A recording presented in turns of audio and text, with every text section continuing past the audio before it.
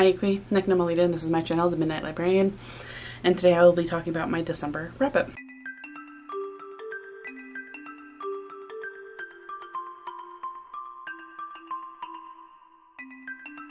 My apologies, I'm getting to you after work. We get this weird orange artificial lighting and the trickling of a fish tank that needs another water change. I had this filmed before, but unfortunately made the same mistake as I did before and ended up erasing a clip I needed. So we're redoing this. So for the month of December, I hope everyone had a great holiday season. It was fun. It felt very similarly to November in that anytime I finished a book, I was surprised it was still going on my December wrap up. It wasn't going by too fast, it wasn't going by too slow. I was just still surprised I was finishing so quickly, I guess. I did finish 13 books in the month of December, which I thought was great.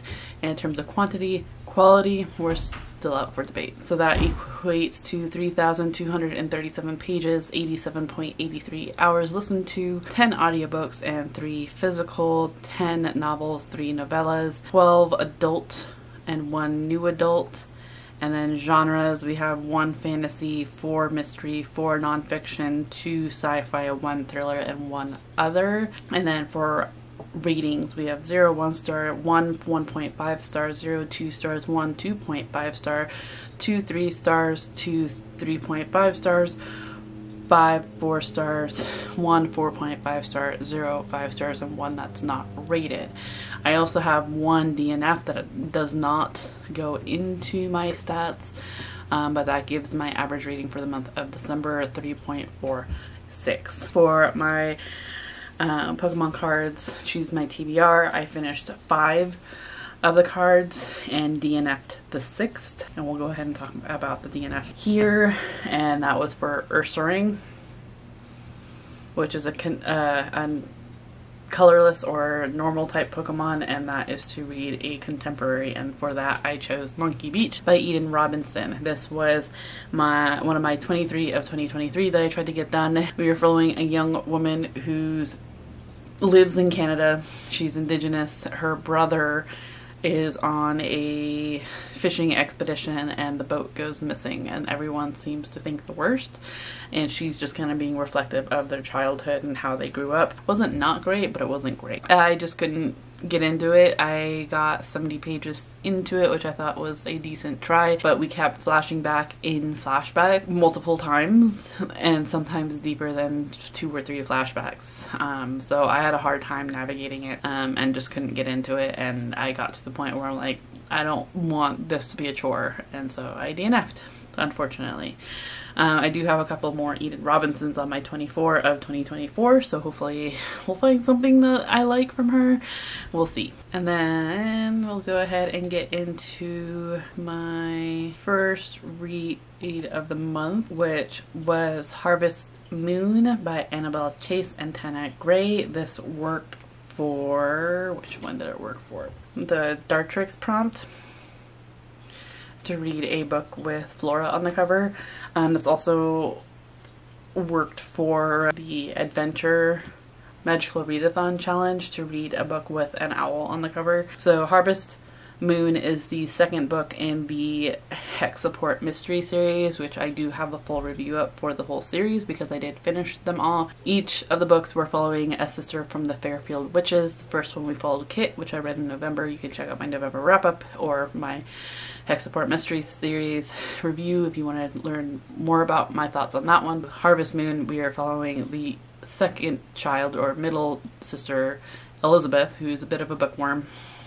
And loves food, but one thing that I had mentioned before was that Annabelle Chase and Tana Gray that I didn't like about this book, that the authors made Elizabeth very aware of just how much food she was consuming. That was really good in terms of like the detail of the food. It sounded really nice and wholesome.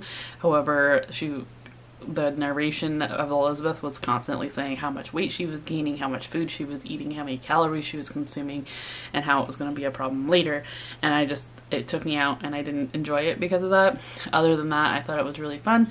Not as good as the first one, in my opinion. Next, I read another witchy mystery book series, and that is In the Company of Witches, Orly Wallace. This is the first book in the Evenfall Witches series. So we are following this young woman whose two witchy aunts own a bed and breakfast. In this town, there's something up with them, but they don't think that they're witches.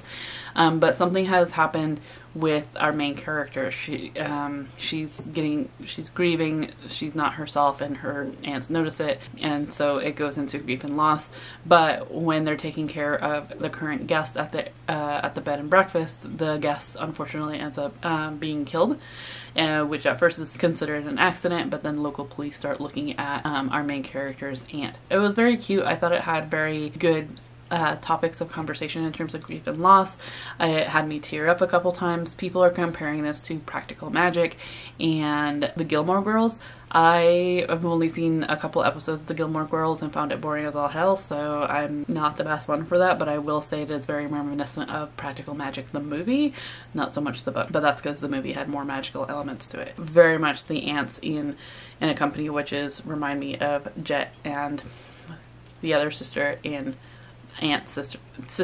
in Practical Magic, and our main character very much reminds me of Sandra Bullock's character in Practical Magic.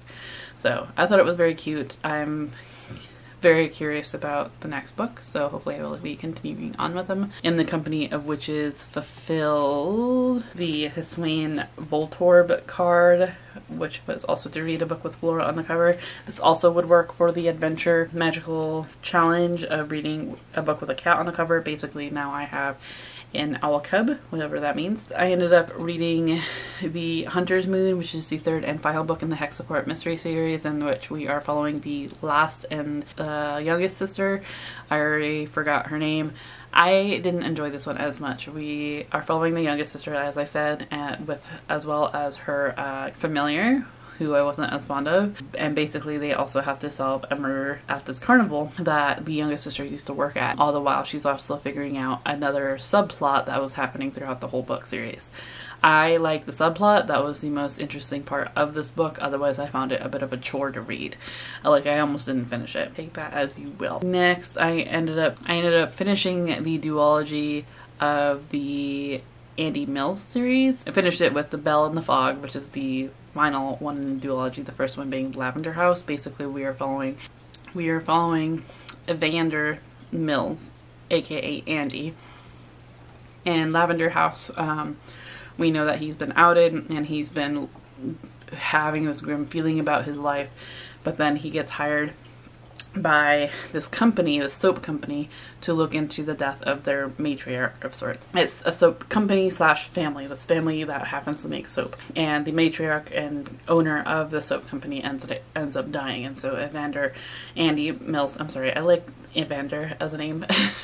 So Andy Mills looks into it and kind of sorts out his feelings about being outed, as well as what secrets this house slash soap company is hiding as in terms of their secrets and everything. Lavender House and The Bell in the Fog, we get more. This follows the events of the first one, and we get more of Andy's background in terms of how he became a police officer, and how he was in the Navy and how he got out of the Navy to become a police officer.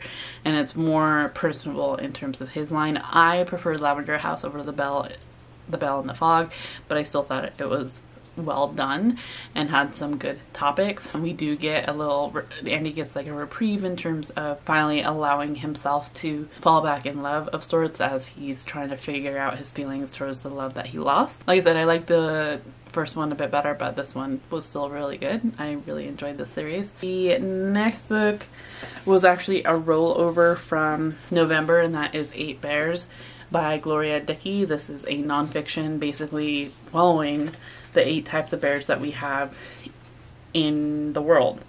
mythic past and imperiled future. Basically, we only have 8 types of bears in the world. So Gloria Dickey kind of goes through each and every one of how they're differing from each other, how they differ from other animals, and basically how the societies and cultures around them either value or disvalue them within that culture, which I thought was really interesting.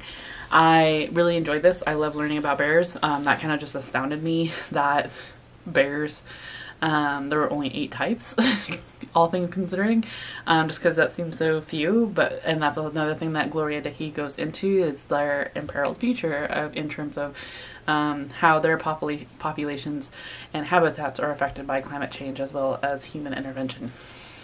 So like the panda bear is probably not going to go extinct because it is the face of the endangered species list, and China has definitely like thrown money towards keeping them around in terms of their captive to release program, in terms of their breeding program, as well as using the panda bear as a sort of currency to be friends with other countries. Gloria Dickey also goes into that of how society views these bears as a whole, not just the cultures that that were surrounded by them for the longest time. So like China's view on panda bears versus China's views on moon bear. Yeah, it was nuts. It was crazy. I do believe though, when Gloria Dickey was talking about North American bears in particular, the grizzly and the polar bear, I feel like there could have been more, and not just that, even with the moon bear, I feel like there could have been more perspectives. I don't understand why there were only certain it was very much showing the biases, which I kind of had a problem with. I felt like more perspectives were needed, and maybe Gloria Dickey could rein it back a little bit on where her perspectives lied a little bit. But overall, an interesting book. Another one I ended up listening to was another nonfiction, and that was Of Time and Turtles Mending the World, Shell by Shattered Shell. This is by Sy Montgomery.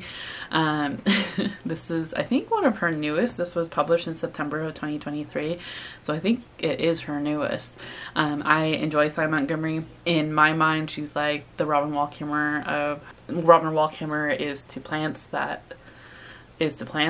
Montgomery is to animals. So in Of Time and Turtles, basically Sy Montgomery goes to the Turtle Rescue League with wildlife artist Matt Patterson, and are greeted by hundreds of turtles recovering from injury and illness. She meets with the league's founders, Natasha and Alexia, who live under one creed: never give up on turtles. So even turtles that have been taken to the vet, and vets have said like, you might as well like put it down, like there's no way to fix it. Alexia and Natasha feel otherwise and have proven otherwise. This was really fun in terms of just learning more about turtles. I hardly knew anything about them, but it was also, I love Sy Montgomery's writing in terms of that it's so much more than just turtles. It's seeing a new perspective and understanding an animal's plight through rescue work, and how people have devoted their lives to these rescue works and for rehabilitation and habitat protection. And it was super nice and super cool, and like seeing her and like listening to her. So like I listened to this, and it is Sy Montgomery who narrates it. So listening to her go through these experiences and going not only to Turtle Rescue League but other rescue sites, and the fact that she couldn't put where their locations are because of issues with poachers was really interesting. So I really like this. I really enjoyed it. I didn't enjoy it as much as like Soul of an Octopus, but I still enjoyed it. I still hope to get a physical copy at some point. Next, I ended up finishing another duology, and that is the Monk and Robot series by Becky Chambers. So I finished with A Prayer for the Crowned Shy. This one, we are following a monk who is gender nonconforming, and originally in one sect of like their monkhood. I don't know what you would call it. They were in particular one sect, and then they transferred to becoming a tea monk, and that's in the first one. And they think that this is going to make them happy, and it doesn't, or at least it does for a little bit.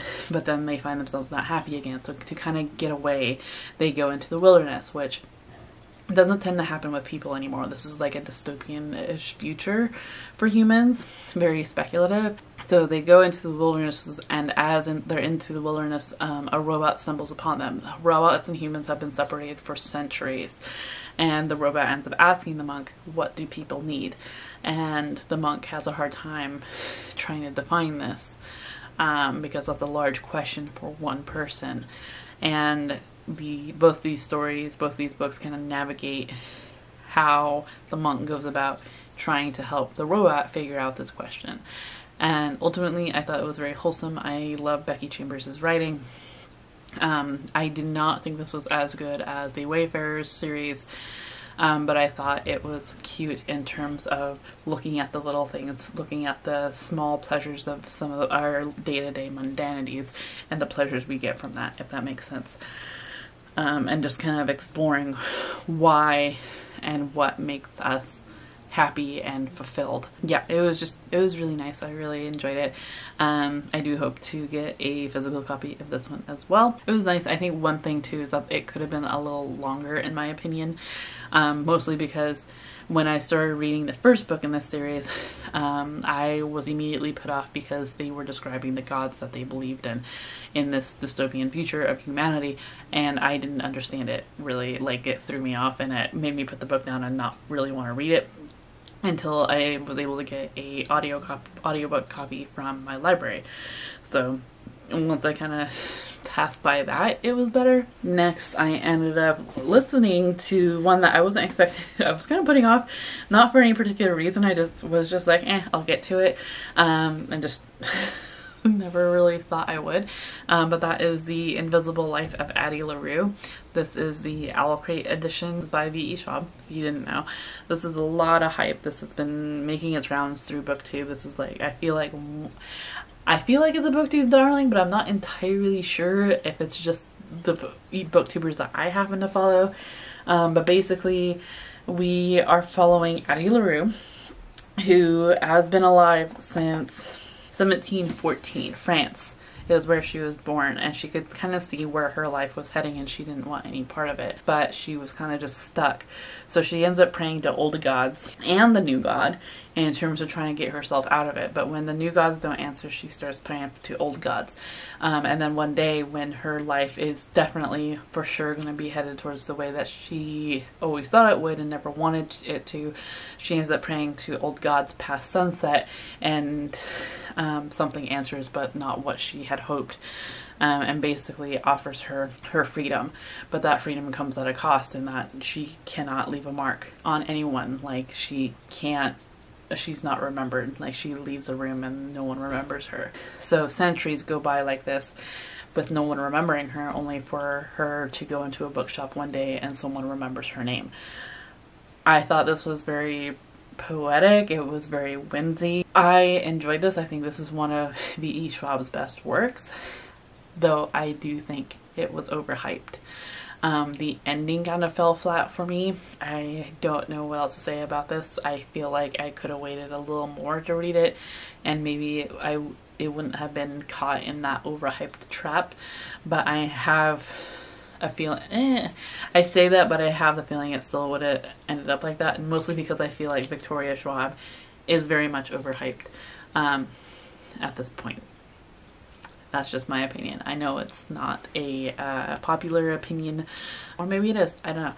Again, it might just be the booktubers I happen to follow. Yeah, I have a couple more things that I want to read from Victoria Schwab, but I have a general impression of her work, which I hope to talk about in a video at some point. So the next one I ended up reading was For Your Own Good by Samantha Downing. I opened up this year with Samantha Downing with my lovely wife, and I thought it'd be interesting to try to close this year with another Samantha Downing with For Your Own Good. This one we are following Teddy, who is his name is Teddy Crutcher. He's an English teacher at a private high school, essentially. And he doesn't have time or energy for the parents of his snobby students to come in and try to up their kids' grades by whatever means possible. He also doesn't have time when a student's parent ends up dying by what looks like murder. he is trying to push his students to their academic best for their own good. So this was interesting. Fine. I don't really know what to say about it. It was interesting. We follow a couple perspectives. We follow Teddy Crutcher, who's the English professor. We also follow a couple other perspectives. One of his current students, one of his alumnus students, as well as another teacher. There was a couple of twists and I'm like, oh, wasn't quite expecting that. Yeah, I don't know. I kind of wanted more from it, I guess.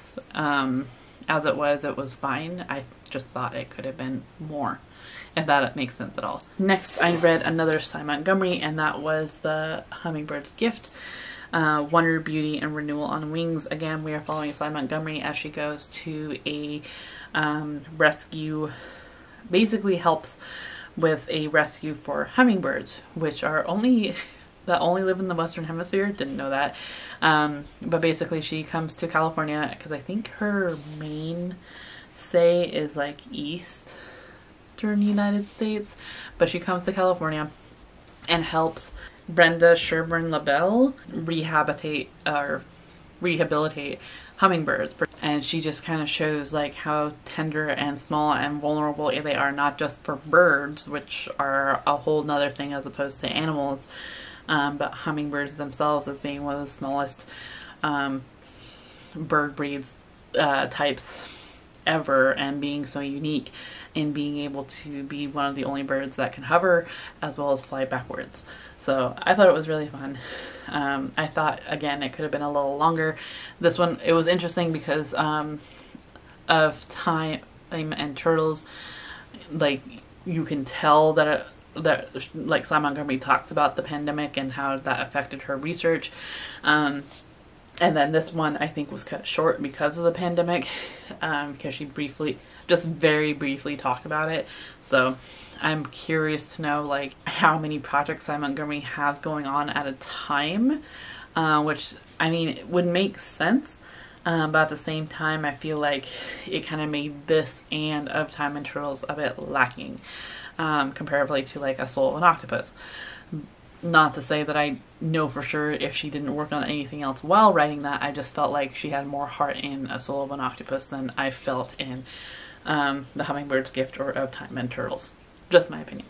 And next I read another Becky Chambers, a lot of repeat authors in this wrap-up, and that was To Be Taught If Fortunate. Need to look up to see if that is it for Becky Chambers' work that I'm aware of. There's like some anthologies that I have yet to read from her, but other than that I'm pretty sure that that is it for the Becky Chambers' CV for me. But To Be Taught If Fortunate is a sci-fi.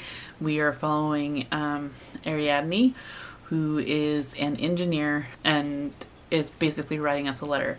She is an engineer in a crew of 4 who are out exploring other planets and moons, not necessarily to see if the humans can habitate those places, but to generally do research of those places, of those animals or the flora or the rocks, everything. So we get a letter basically of what they were doing, but as they're out, we kind of get like, they spend 6 years in like a sleep to get to one of the planets. We kind of get that aspect, but we also get like the aspect of, they're supposed to be getting messages from Earth, but then one day they just stop receiving messages from Earth, despite the delay of how much time passes between getting each message. They just stop getting messages from Earth and they're not sure what happened. So they try to figure out what they should do next, listening to how their bodies were affected by the hypersleep as they went from planet to moon, moon to planet, etc., as well as the different descriptions of each planet and how they were different was really unique, as well as the mental health or the mental toll it takes to be an astronaut. I thought was particularly interesting. Yeah, it was just really fun. It was interesting. I think I rated this 3.54 stars. Again, not as great as the Wayfarer series, but I still really enjoyed it. It was just like, and it's a novella. It was like a quick little blip. It was really interesting and unique. Next, I ended up reading a memoir. This is the one that's not rated. I totally forgot about the rest of my Pokemon cards. My apologies. I'm hoping to do better in terms of tracking them in 2024. But the memoir I ended up reading was Broken Horses by Brandi Carlile. Brandi Carlile is a bluegrassy Americana type. I guess it's just Americana. I would call her bluegrassy, kind of twangy country style, or West, I guess, because she's from Washington and lives in the Seattle area. But she is a musician. I actually got to see her in concert here locally once and actually have an LP of Bear Creek. I enjoy her as a musician, but it was really interesting to hear about her growing up. So the audiobook for this is narrated by Brandi Carlile, which I thought was really nice. And it was just interesting to hear more about her. My one issue with it though is that I get how it could be cool for some that at the end of each chapter is like Brandi playing the song that she was just talking about was like inspired by this part of her history. I would have been fine with a couple of quotes from the song, not necessarily her playing it, mostly because when listening to audiobooks I listened to it at 2 times speed, and so the music felt really weird, and I didn't want to have to go from listening to the audiobook at 2 times speed only to slow it down for the musical parts at the end of the chapters, only to speed it up back to 2 times speed once the chapter finally ended and the next chapter began. So I ended up skipping the last bit of the chapters because I've heard her songs, I enjoy her songs, I knew which ones she was talking about when she referred to them. I didn't need an example at the end. I also felt like it was oddly rushed. We get a certain type of pacing throughout the memoir, and then towards the end she kind of wrapped it up quickly, and whether it was because she was talking about things that other people were a part of and therefore it wasn't necessarily her story alone to tell, it just felt like it just kind of fizzled out, really. So I didn't rate this memoir, but I do have some critiques on it. It wasn't bad. I probably wouldn't get a physical copy for myself. I can see how getting an audiobook copy like for my mom would be entertaining for her. And finally, my final book for the year of 2023 was actually kind of disappointing, and that is Weird is Beautiful by Liz Marvin. This is the ultimate octopus-inspired self-care Bible to motivate you to live wild, weird, and free. So this is kind of like a self-helpy type book. I ended up seeing this in Oregon last February. Didn't get it, but it had been on my mind because this cover is just absolutely beautiful, and I was kind of just really excited for it because it had like other art in it, and in my mind it would be a cool mix of what I was expecting was a cool mix of octopus facts as well as like inspirational type deals of how, you know, like a little bit of octopus facts and a little bit of like examples of how you can better your life or whatever. And in a sense that's kind of what we got, but the tonality of it was really weird in terms of I wasn't too sure if it was talking about, or in terms of I wasn't sure if this was geared towards children or adults. I also felt that it got really pretentious and preachy in some areas in terms of how to correctly pluralize the word octopus as octopuses, which I've heard of before, and ultimately don't think a whole lot of people care that much, and that's how it kind of felt like it was. But then when it talked about tentacles and how tentacles are actually not tentacles for octopuses, they're arms, and they feel very irritated when people don't get that right, Liz Marvin was starting to speak for octopuses, which was irritating the hell out of me. Ultimately, this was a big disappointment. I also, like, it took me 5 days to read because I ultimately didn't want to read it. It was like that throughout the whole process. I felt like the self-help portion of the book was very shallow and not in depth at all, and to the point where some of it was like a maze made out of like just in an octopus head that you were supposed to figure your way out of, as well as a bunch of punny book lists of like how to kill a moray eel instead of a mockingbird. Yeah, it was not great. I am really disappointed in this. I gave it 1.5 stars, and that was just for the art alone, which even then the dark text with some of the dark art made the accessibility of it really hard for me to follow, so I can't imagine with other people. It didn't happen very often, but it did happen. So that was my thought on that. So that is my December wrap up. Sorry, I'm gonna try to quicken this up as fast as possible because my battery light is blinking. If you've read any of these, please let me know your thoughts down in the description or down in the comments down below. Let me know what your most disappointing book of the year was. I'd be really interested in knowing. Otherwise, I hope that you are having a great new year and have the are in the mental mindset to enjoy your reading. I will see you in another video very soon. Chew.